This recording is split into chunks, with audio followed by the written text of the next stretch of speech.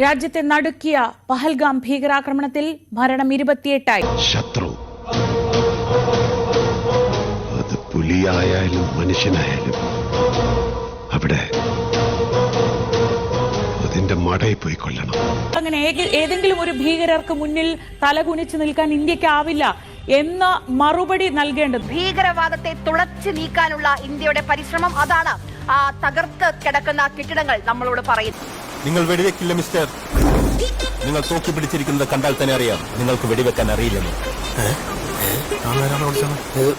Operation Sindoor के बारे में जानकारी देंगे. ഇന്ത്യക്കാരെ മതാടിസ്ഥാനത്തിൽ വേർതിരിക്കാനുള്ള പഹൽഗാം ഭീകരാക്രമണ സൂത്രധാരരുടെ ലക്ഷ്യം തകർത്തുകൊണ്ടുള്ള ശക്തമായ മറുപടി തന്നെയായിരുന്നു അവിടെ കണ്ടത്.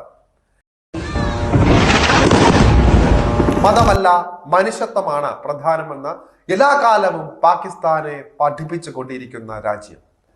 നല്ല രാജ്യസ്നേഹികളായ ദേശീയ മുസ്ലിം കുടുംബത്തിൽ നിന്ന് വന്ന വനിത കേണൽ സോഫിയ ഖുറേഷി.